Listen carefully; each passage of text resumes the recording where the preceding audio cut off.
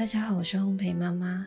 今天教大家做一款免烤、免抹面、做法简单又不费力的焦糖提拉米苏塔。